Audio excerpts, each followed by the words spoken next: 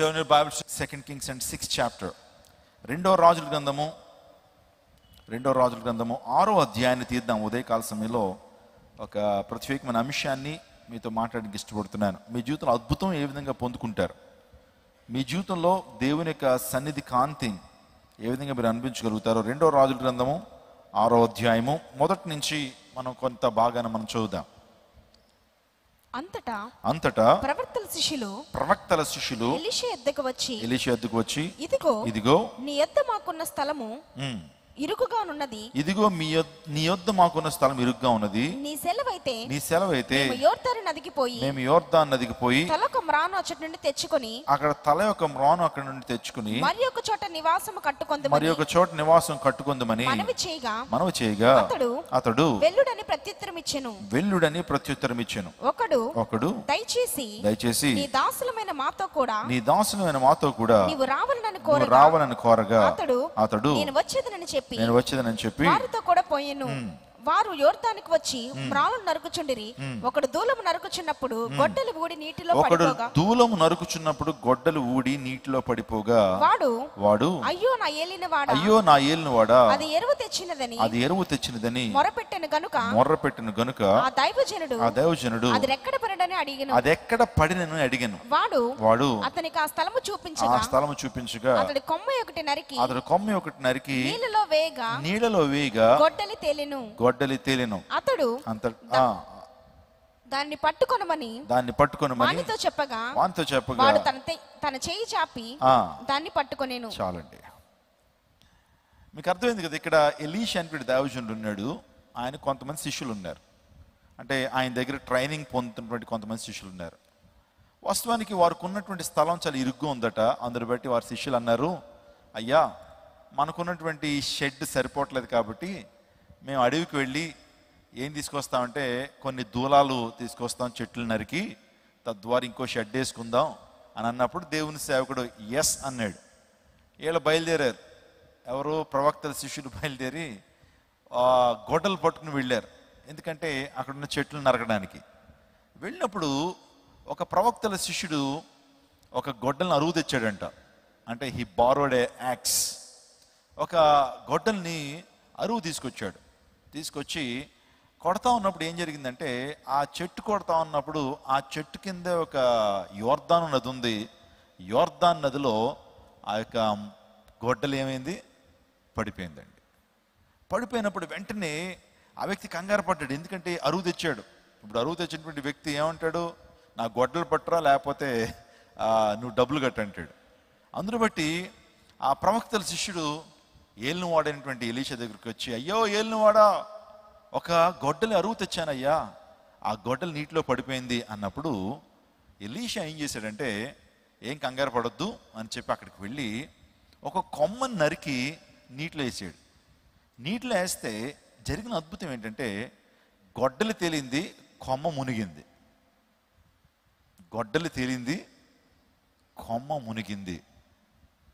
న్యాచురల్గా ఏం జరుగుతుంది? గొడ్డలి మునుగుతుందా, కొమ్మ మునుగుతుందా? చెప్పండి. వాస్తవానికి గొడ్డలి మునుగుతుందా, కొమ్మ మునుగుతుందా? వాస్తవానికి గొడ్డలు మునిగిపోద్ది, బరువు ఉంటుంది, ఐరన్ తయారు చేయబడుతుంది కాబట్టి గొడ్డలు మునిగిపోద్ది.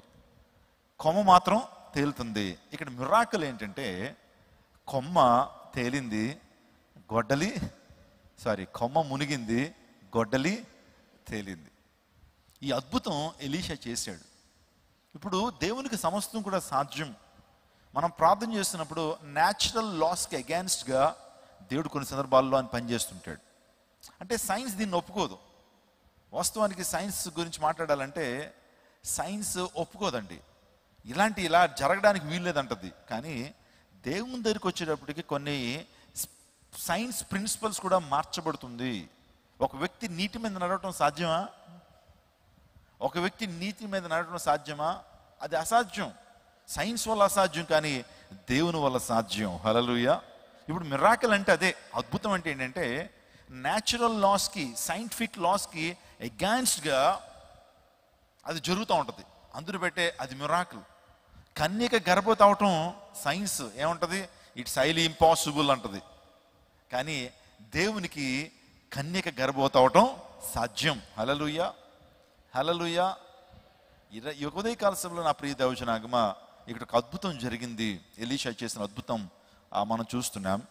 సో నీ జీవితంలో కూడా ఏదైనా కోల్పోయినప్పుడు దాన్ని తిరిగి పొందుకోవటం ఎలా, కోల్పోయినటువంటి దాన్ని తిరిగి పొందుకోవటం ఎలా? ఒకవేళ నువ్వు ఆర్థికంగా బాగా చితికిపోయావేమో, కొంతమందికి డబ్బులు ఇచ్చి వారు ఇవ్వనటువంటి పరిస్థితులు ఉన్నావేమో, లేకపోతే ఆర్థికమైనటువంటి పరిస్థితులు మనం చూస్తూ ఉన్నప్పుడు చాలామంది నాకు చెప్తున్నటువంటి సమస్యలు ఏంటంటే, అయ్యా కొంతమందిని నమ్మి సంతకం పెట్టామండి, వారికి మేము మధ్యవర్తులుగా ఉండి వారికి డబ్బునిప్పిస్తే ఇప్పుడు వాళ్ళు ఏం పట్టించుకోవట్లేదు, ఆర్థిక భారం అంతా కూడా మా మీద పడింది అని చాలామంది బాధపడుతూ ఉంటారు. మంచి చేద్దామని వెళ్ళేటప్పటికి మాకు చెడు ఎదురైందండి, చాలా భారం అయిపోయిందండి మాట్లాడుతుంటారు.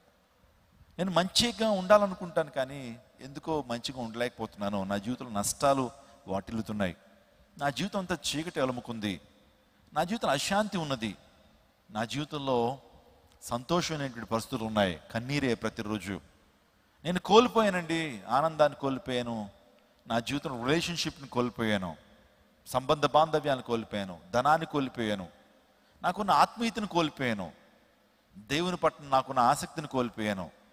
The relationship between me and God, I have lost it, నేను కోల్పోయాను అని ఉదయకాల్సిన ఉన్నట్లయితే, దేవుడు నీ జీవితంలో ఏం చేస్తే నీ జీవితంలో అద్భుతం జరుగుతుందో ఉదయకాల సమయం మనం ధ్యానం చేద్దాం. ఆలోచించండి. నేను ఈ యొక్క విషయాన్ని ఉదయకాల సమయంలో చదువుతున్నప్పుడు పరిశుద్ధాత్మ దేవుడు కొన్ని తలంపులను నా హృదయంలో పెట్టాడు. వాటిని త్వరగా మీతో షేర్ చేస్తాను. ఇక్కడ గొడ్డలి అనేటువంటిది నీటిలో పడిపోవడానికి కారణం ఏంటి? గొడ్డలి నీటిలో పడిపోవడానికి కారణం ఏంటి? నేను గమనించాను, ఆ వ్యక్తి గొడ్డలిని సరిగ్గా హ్యాండిల్ చేయలే. గొడ్డలి నీటిలో పడిపోవడానికి ప్రధానమైన కారణం ఏంటంటే, నాకు అనిపించింది నెగ్లిజెన్సీ అయి ఉంటుందేమో, అశ్రద్ధ, అంటే ఒక రకంగా నిర్లక్ష్యం. గొడ్డలు పట్టుకునేటువంటి వాడు కింద ఏముంది, నది ఉందండి, నీళ్లు ఉన్నాయి. ఆ నది పైన ఆ ఒడ్డు నుంచి ఒక చెట్టు ఆ నదిలోకి వెళ్తున్నటువంటి పరిస్థితి, అంటే వాల్ ఉందన్నమాట. ఇప్పుడు ఆ కొమ్మను నరుగుతా ఉన్నప్పుడు ఏం జరిగిందంటే, ఇతని అశ్రద్ధ వల్ల ఏమైంది, గొడ్డలి నీటిలో పడిపోయింది.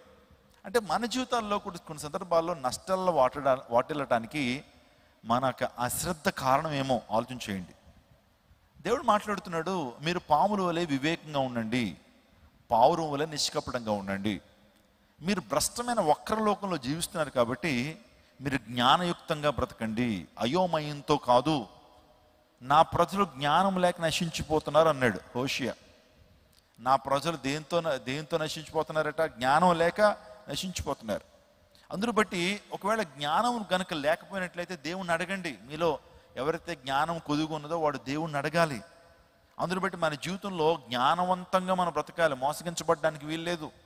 అనేక మంది ఈ రోజున మోసగించేటువంటి వారు బయలుదేరారు. కాబట్టి మనము జ్ఞానయుక్తంగా మనం బ్రతకాలి, జ్ఞానాన్ని పాండిత్యాన్ని మనం సంపాదించాలి, దేవుని జ్ఞానాన్ని మనం సంపాదించాలి.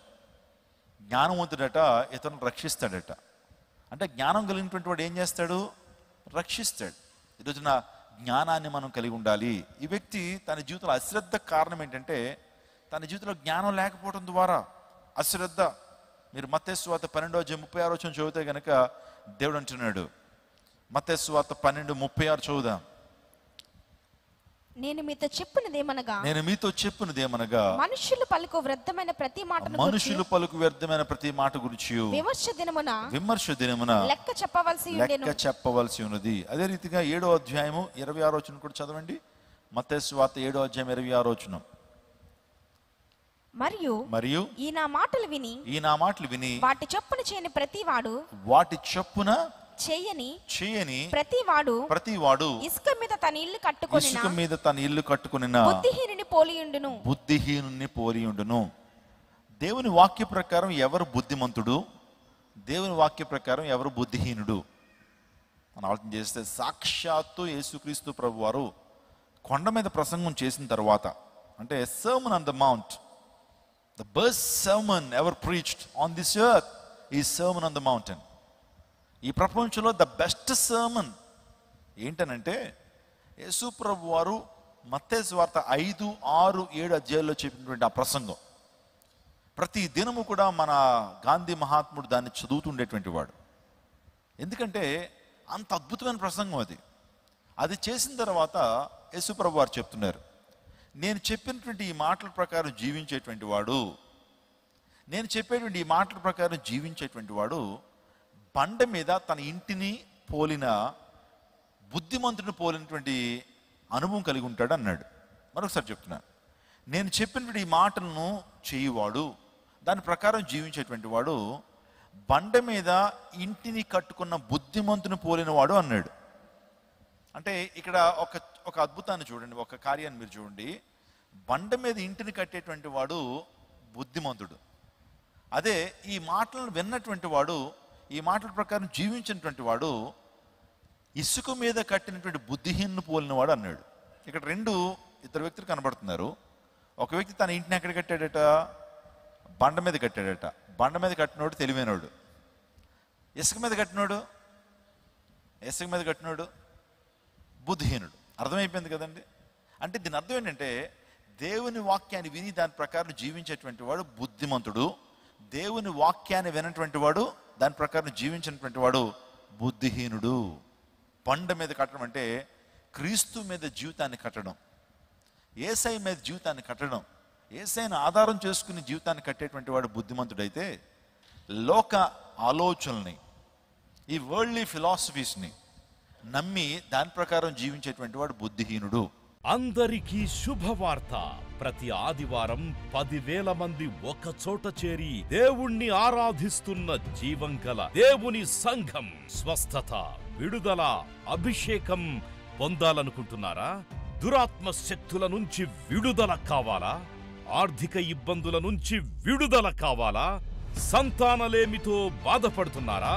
కుటుంబ సంక్షేమం కొరకు ప్రత్యేక ప్రార్థనలు కోరుకుంటున్నారా? శాంతి లేక ఆత్మహత్య చేసుకోవాలనుకుంటున్నారా? నిజమైన ఖచ్చితమైన వాక్యం చేత బలపడాలని ఆశిస్తున్నట్టయితే రండి. క్రైస్ట్ టెంపుల్ మీ కొరకే. ప్రతి ఆదివారం 4 ఆరాధనలు జరుగుతున్నాయి. మొదటి ఆరాధన ఉదయం 6 గంటలకు, రెండవ ఆరాధన ఉదయం 8 గంటలకు, మూడవ ఆరాధన ఉదయం 10 గంటలకు, నాల్గవ ఆరాధన సాయంత్రం 6:30 జరుగును. స్థలం Christ temple, Mary Stella indoor stadium, Pantakaluva road, NTR circle, Vijayawada. ముఖ్య ప్రసంగికులు ప్రపంచ వ్యాప్తంగా వాక్యమునందించి కోట్లాది మందికి దీవెనకరముగా ఉన్న మన దైవజనులు రెవరెండ్ డాక్టర్ పాల్ ఇమాన్యుయల్ గారు మరియు నిస్సీ పాల్ గారు శక్తివంతమైన సందేశాలను అందించి ప్రతి ఒక్కరి కొరకు ప్రత్యేక ప్రార్థనలు చేయుదురు. హృదయాలను హత్తుకునే అద్భుతమైన స్తుతి ఆరాధన సాక్ష్యాలు, ప్రతి విశ్వాసిపై ప్రత్యేక శ్రద్ధ, గృహ దర్శనాలు, ఇంకా మరెన్నో. ప్రతి ఆరాధనలో 1000 మంది ప్రజలు పాల్గొంటూ ఆత్మీయముగా బలపడుచున్నారు. పాటలు, ఆరాధన, వర్తమానముల ద్వారా దేవుని ఆత్మీయ కార్యములు అనేకులు పొందుకుంటున్నారు. విజయవాడ చుట్టుపక్కల ప్రాంతాల నుంచే కాక 100 కిలోమీటర్ల దూరం నుంచి ప్రజలు వచ్చి ఆత్మీయ మేలులు పొందుచున్నారు. ప్రతి ఆదివారం హోలీ కమ్యూనియన్ సర్వీస్. దూర ప్రాంతము నుండి వచ్చు వారికి ప్రేమ విందు కలదు. కుటుంబాలతో రండి. దేవుడిచ్చే గొప్ప రక్షణ, స్వస్థత, అభిషేకాన్ని పొందుకొనండి. రండి, మీ దుఃఖము నాట్యముగా మార్చబడును. మరిన్ని వివరాలకు సంప్రదించండి 88 6276 777.